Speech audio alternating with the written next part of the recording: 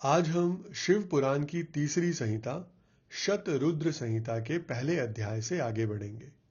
पहला अध्याय, जिसका शीर्षक है शिवजी के सद्योजात, वामदेव, तत्पुरुष, अघोर और ईशान नामक 5 अवतारों का वर्णन। जो परम आनंदमय है, जिनकी लीलाएं अनंत हैं, जो ईश्वरों के भी ईश्वर हैं, सर्वव्यापक, महान, गौरी के प्रियतम तथा स्वामी कार्तिक और विघ्नराज गणेश को उत्पन्न करने वाले हैं, उन आदिदेव शंकर की मैं वंदना करता हूं। यहां शौनक जी ने कहा कि हे महाभाग सूत जी, आप तो पुराणकर्ता व्यास जी के शिष्य तथा ज्ञान और दया की निधि हैं। अतः अब आप शंभु के उन अवतारों का वर्णन कीजिए जिनके द्वारा उन्होंने सत्पुरुषों का कल्याण किया है। इसके उत्तर में सूत जी कहते हैं कि हे शौनक जी, आप तो मननशील व्यक्ति हैं। अतः अब मैं आपसे शिवजी के उन अवतारों का वर्णन करता हूं। आप अपनी इंद्रियों को वश में करके सद्भक्ति पूर्वक मन लगाकर श्रवण कीजिए। हे मुने, पूर्व काल में सनत कुमार जी ने नंदीश्वर से, जो सत्पुरुषों की गति तथा शिव स्वरूप ही है, यही प्रश्न किया था। उस समय नंदीश्वर ने शिवजी का स्मरण करते हुए उन्हें यूं उत्तर दिया था।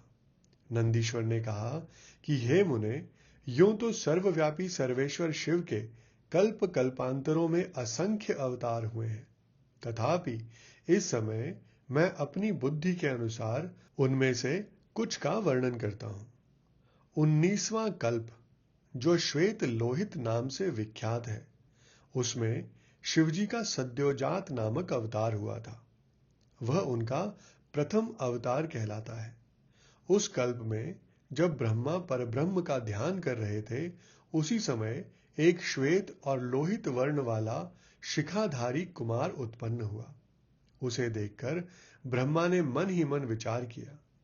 जब उन्हें यह ज्ञात हो गया कि यह पुरुष ब्रह्म रूपी परमेश्वर है, तब उन्होंने अंजलि बांधकर उसकी वंदना की। फिर जब भुवनेश्वर ब्रह्मा को पता लग गया कि यह सद्योजात कुमार शिव ही है, तब उन्हें महान हर्ष हुआ। वे अपनी सद्बुद्धि से बारंबार उस पर ब्रह्म का चिंतन करने लगे। ब्रह्मा जी ध्यान कर ही रहे थे कि वहां श्वेत वर्ण वाले 4 यशस्वी कुमार प्रकट हुए। वे परम उत्कृष्ट, ज्ञान संपन्न तथा पर ब्रह्म के स्वरूप थे। उनके नाम थे सुनंद, नंदन, विश्वनंद और उपनंदन। ये सब के सब महात्मा थे और ब्रह्मा जी के शिष्य हुए।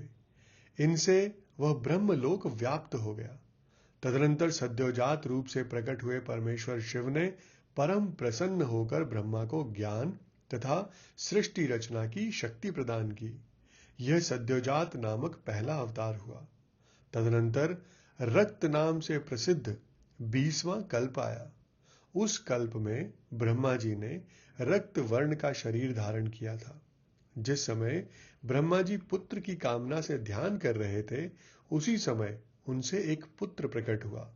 उसके शरीर पर लाल रंग की माला और लाल ही वस्त्र शोभा पा रहे थे। उसके नेत्र भी लाल थे और वह आभूषण भी लाल ही रंग का धारण किए हुए था। उस महान आत्मबल से संपन्न कुमार को देखकर ब्रह्मा जी ध्यानस्थ हो गए। जब उन्हें ज्ञात हो गया कि यह वामदेव शिव है, तब उन्होंने हाथ जोड़कर उस कुमार को प्रणाम किया। तत्पश्चात उनके विरजा, विवाह, विशोक और विश्व भावन नाम के 4 पुत्र उत्पन्न हुए, जो सभी लाल वस्त्र धारण किए हुए थे। तब वामदेव रूपधारी परमेश्वर शंभु ने परम प्रसन्न होकर ब्रह्मा को ज्ञान तथा सृष्टि रचना की शक्ति प्रदान की। यह वामदेव नामक उनका दूसरा अवतार हुआ। इसके बाद 21वां कल्प आया, जो पीतवासा नाम से कहा जाता है। उस कल्प में महाभाग ब्रह्मा पीत वस्त्रधारी हुए।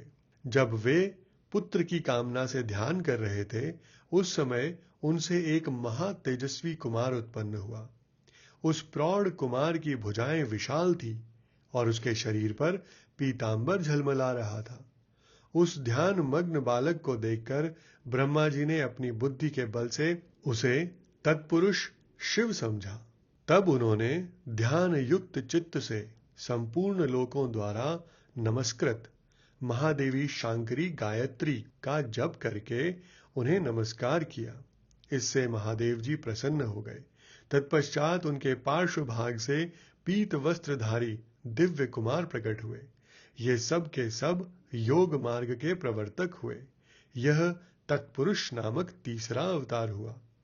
तत्पश्चात स्वयंभू ब्रह्मा के उस पीत वर्ण नामक कल्प के बीत जाने पर पुनः दूसरा कल्प प्रवृत्त हुआ। उसका नाम शिव था। जब एकार्णव की दशा में 1,000 दिव्य वर्ष व्यतीत हो गए, तब ब्रह्मा जी प्रजाओं की सृष्टि करने की इच्छा से दुखी हो विचार करने लगे। उस समय उन महातेजस्वी ब्रह्मा के समक्ष एक कुमार उत्पन्न हुआ। उस महापराक्रमी बालक के शरीर का रंग काला था। वह अपने तेज से उद्दीप्त हो रहा था तथा काला वस्त्र, काली पगड़ी और काला यज्ञोपवीत धारण किए हुए था। उसका मुकुट भी काला था और स्नान के पश्चात अनुलेपन चंदन भी काले रंग का ही था। उन भयंकर पराक्रमी महामनस्वी देव देवेश्वर अलौकिक कृष्ण पिंगल वर्ण वाले अघोर को देखकर ब्रह्मा जी ने उनकी वंदना की। तत्पश्चात ब्रह्मा जी उन भक्त वत्सल अविनाशी अघोर को ब्रह्म रूप समझकर इष्ट वचनों द्वारा उसकी स्तुति करने लगे।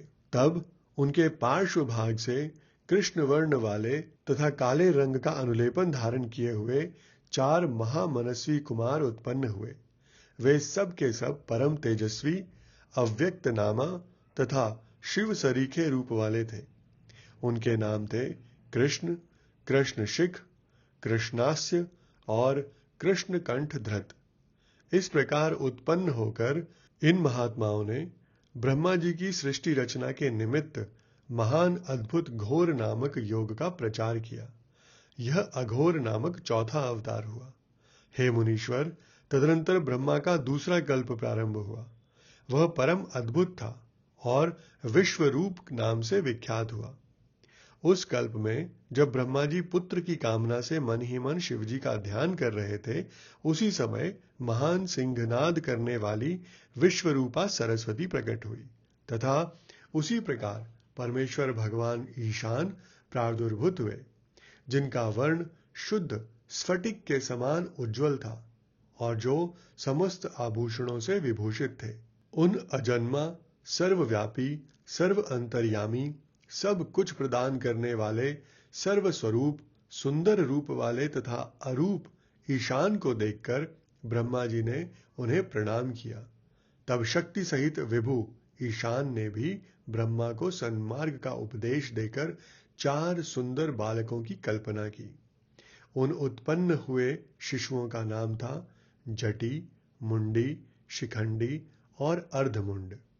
ये योगानुसार सद्धर्म का पालन करके योग गति को प्राप्त हो गए। यह ईशान नामक 5वां अवतार हुआ। सर्वज्ञ सनत कुमार जी, इस प्रकार मैंने जगत की हित कामना से सद्योजात आदि अवतारों का प्राकट्य संक्षेप से वर्णन किया। उनका वह सारा लोक हितकारी व्यवहार यथातथ्य रूप से ब्रह्मांड में वर्तमान है। महेश्वर की ईशान, पुरुष, घोर, वामदेव और ब्रह्म, ये 5 मूर्तियां विशेष रूप से प्रसिद्ध हैं। इनमें ईशान, जो शिव स्वरूप तथा सबसे बड़ा है, पहला कहा जाता है। वह साक्षात प्रकृति के भोक्ता क्षेत्रज्ञ में निवास करता है। शिव जी का दूसरा स्वरूप तत्पुरुष नाम से ख्यात है। वह गुणों के आश्रय रूप तथा भोग्य सर्वज्ञ में अधिष्ठित है।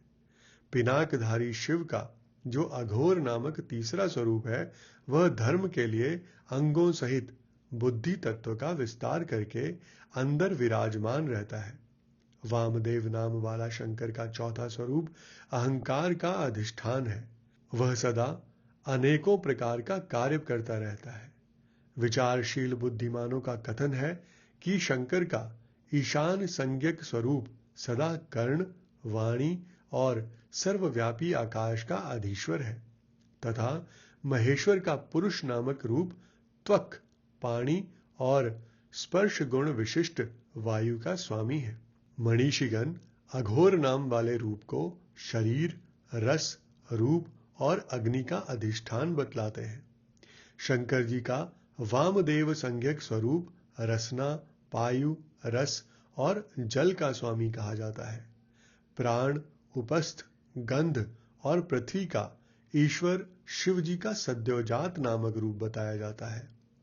कल्याणकामी मनुष्यों को शंकर जी के इन स्वरूपों की सदा प्रयत्न पूर्वक वंदना करनी चाहिए, क्योंकि ये श्रेय प्राप्ति में एकमात्र हेतु है। जो मनुष्य इन सद्योजात आदि अवतारों के प्राकट्य को पढ़ता अथवा सुनता है, वह जगत में समस्त काम्य भोगों का उपभोग करके अंत में परम गति को प्राप्त होता है। इसके साथ ही आज का हमारा यह एपिसोड यहीं संपन्न होता है। मैं फिर आपके समक्ष उपस्थित होऊंगा हमारे अगले एपिसोड के साथ।